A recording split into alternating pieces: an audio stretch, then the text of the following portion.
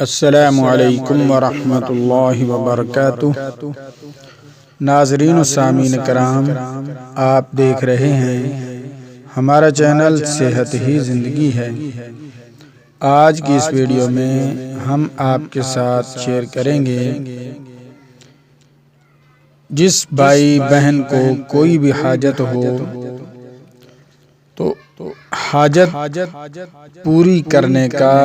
بہترین کامل عمل، جس طرح کی دنیاوی حاجت ہو، دینی حاجت ہو۔ مثال کے طور پر والدین پریشان ہیں، بچوں کے رشتے نہیں ہو رہے، بچیوں کے رشتے نہیں ہو رہے، کوئی بھی اچھا رشتہ نہیں مل رہا جس طرح آپ چاہتے ہیں، تو بس آپ یہ عمل شروع کر دیں۔ انشاءاللہ تعالی اس عمل کی برکت سے آپ کی دینی دنیاوی تمام حاجتیں یا جس مقصد کے لیے بھی آپ یہ عمل کریں گے وہ مقصد آپ کا پورا ہو جائے گا۔ عمل بتانے سے پہلے میری تمام نئے آنے والے ناظرین و سامعین سے مؤدبانہ گزارش ہے کہ برائے مہربانی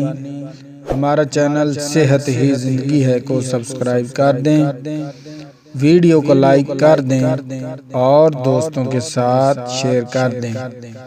تاکہ پوری انسانیت اس سے فائدہ اٹھا سکے۔ تو ناظرین و سامعین کرام، اگر کسی کو کوئی بھی حاجت ہو تو 4 رکعت نماز نفل پڑھے، اور اس کی ترتیب باقی میں بعد میں آپ کو بتاتا ہوں۔ تو آپ نے ہر رکعت کے اندر یہ سورۃ الحشر پڑھنی ہے۔ اعوذ باللہ من الشیطان الرجیم، بسم اللہ الرحمن الرحیم، سبح للہ ما فی السماوات وما فی الارض وهو العزیز الحکیم، هو الذي أخرج الذين كفروا من أهل الكتاب من ديارهم لأول الحشر ما ظننتم أن يخرجوا وظنوا أنهم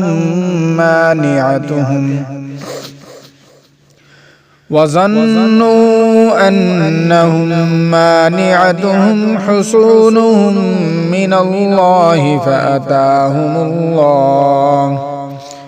فأتاهم الله من حيث لم يحتسبوا وقذف في قلوبهم الرعب يخربون بيوتهم بأيديهم وأيدي المؤمنين فاعتبروا يا أولي الأبصار ولولا أن كتب الله عليهم الجلاء لعذبهم في الدنيا ولهم في الآخرة عذاب النار، ذلك بأنهم شاقوا الله ورسوله ومن يشاق الله فإن الله شديد العقاب، ما قطعتم من لينة أو تركتموها قائمة على أصولها فبإذن الله وليخزي الفاسقين، وما أفاء الله على رسوله منهم على رسوله منهم فما أوجفتم عليه من خيل ولا ركاب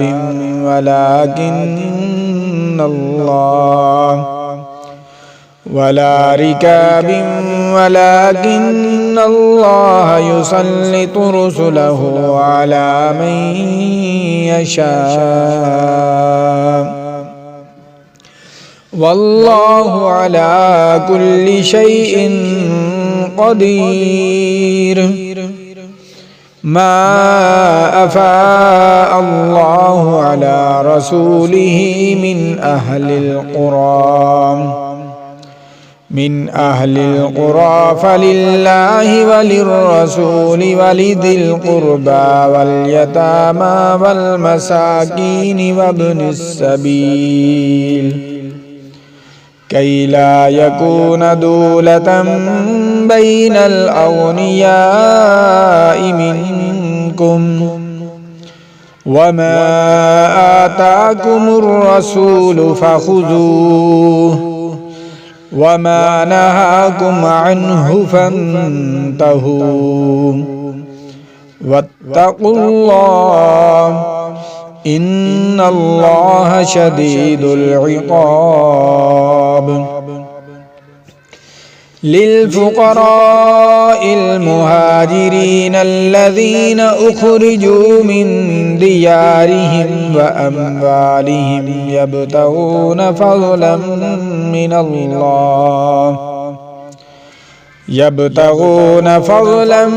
من الله ورضوانا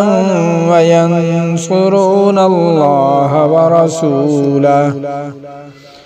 أولئك هم الصادقون. والذين تبوأوا الدار والإيمان من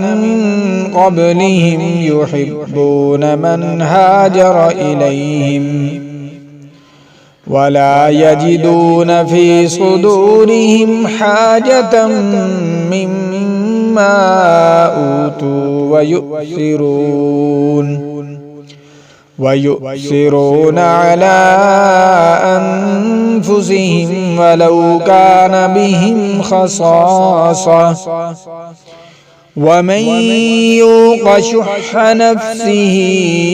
فأولئك هم المفلحون. والذين جاءوا من بعدهم يقولون ربنا اغفر لنا ولإخواننا الذين سبقونا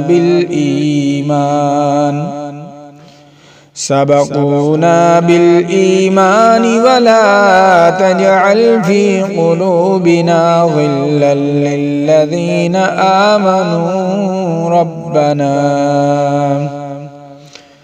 آمنوا ربنا إنك رؤوف رحيم. ألم تر إلى الذين نافقوا يقولون لإخوانهم الذين كفروا من أهل الكتاب لئن أخرجتم لنخرجن معكم ولا نطيع فيكم أحدا أبدا وإن قوتلتم لننصرنكم والله يشهد إنهم لكاذبون. لئن أخرجوا لا يخرجون معهم ولئن قوتلوا لا ينصرونهم ولئن نصروهم ليولن الأدبار ثم لا ينصرون. لأنتم أشد رهبة في صدورهم من الله ذلك بأنهم قوم لا يفقهون لا يقاتلونكم جميعا إلا في قرى محصنة أو من وراء جدر بأسهم بينهم شديد تحسبهم جميعا وقلوبهم شتى ذلك بأنهم قوم لا يعقلون كمثل الذين من قبلهم قريبا ذاقوا وبال أمرهم ولهم عذاب أليم كمثل الشيطان إذ قال للإنسان اكفر فلما كفر قال إني بريء منك إني أخاف الله بريء منك إني أخاف الله رب العالمين فكان عاقبتهما أنهما في النار خالدين فيها وذلك جزاء الظالمين يا أيها الذين آمنوا اتقوا الله ولتنظر نفس ما قدمت لغد واتقوا الله إن الله خبير بما تعملون ولا تكونوا كالذين نسوا الله فأنساهم أنفسهم أولئك هم الفاسقون لا يستوي أصحاب النار وأصحاب الجنة أصحاب الجنة هم الفائزون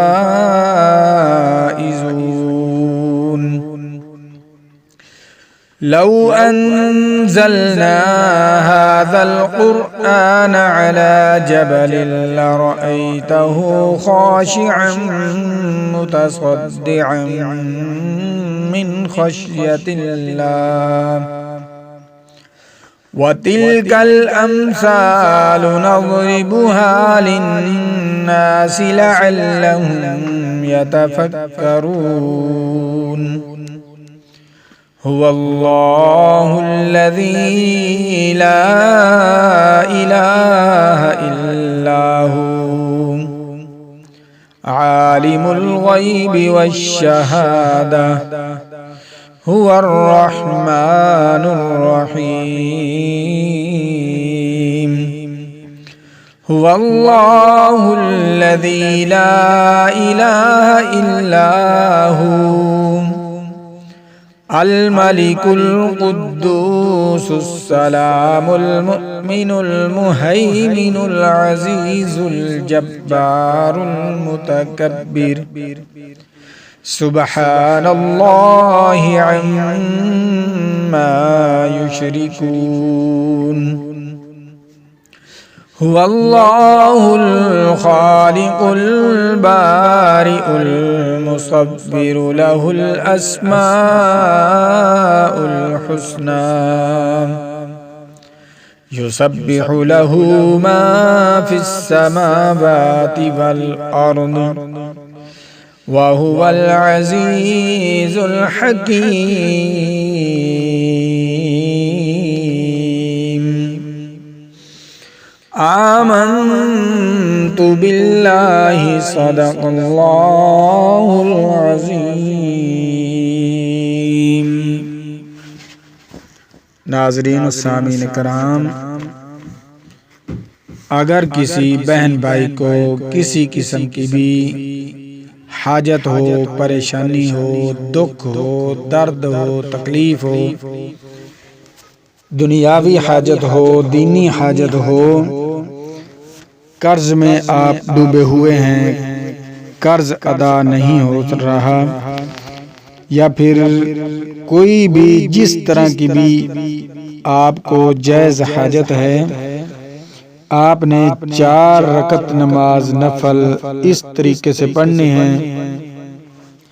کہ پہلی رکعت میں مکمل سورۃ فاتحہ کے بعد ایک بار سورۃ الحشر پڑھیں، اور جب مکمل سورت ختم ہو جائے تو رکوع سجود کریں، اس کے بعد دوسری رکعت میں پھر سورۃ فاتحہ کے بعد مکمل سورۃ الحشر پڑھیں، تیسری رکعت میں پھر سورۃ فاتحہ کے بعد سورۃ الحشر مکمل پڑھیں، اور چوتھی رکعت میں پھر سورۃ فاتحہ کے بعد مکمل سورۃ الحشر پڑھیں۔ اس طرح آپ کی مکمل 4 رکعت پوری ہو جائیں گی، اور 4 رکعتوں کے اندر 4 ہی دفعہ یہ سورت پڑھی جائے گی۔ تو انشاءاللہ تعالی آپ تہجد کے ٹائم یہ عمل کریں، اور عمل کرنے کے بعد پھر آپ دعا مانگیں۔ انشاءاللہ تعالی جس طرح کی بھی پریشانی ہے، مصیبت ہے، دکھ ہے، درد ہے، کوئی بھی حاجت ہے دنیاوی دینی، اللہ تبارک و تعالیٰ کے حکم سے آپ کی تمام حاجتیں ختم ہو جائیں گی، پوری ہو جائیں گی۔ اور جس کو نسیان کی بیماری ہو، یعنی بھولنے کی بیماری ہو، تو اس شخص کو سورۃ الحشر چینی کی پلیٹ پر لکھ کر بارش کے پانی سے دھو کر پئیں، تو انشاءاللہ تعالی اس کو بھولنے کی بیماری جو ہے وہ ختم ہو جائے گی۔ تو انشاءاللہ اس کے بہت سارے فوائد ہیں، اور اگر یہ نقش مبارک اس کو لکھ کر اپنے پاس رکھیں تو آپ دنیا کے امیر ترین انسان بن سکتے ہیں۔ آپ کو بالکل تمام حاجتیں اللہ تبارک و تعالیٰ اپنے غیبی خزانے سے پوری فرمائیں گے۔ یہ نقش کی بھی بہت برکات ہیں، تو اس کو لکھ کر اپنے پاس رکھیں، آپ تونگر ہو جائیں گے۔ بہت ہی کمال کا عمل اور مجرب نقش ہے۔ ملتے ہیں نئی ویڈیو کے ساتھ۔ اللہ حافظ۔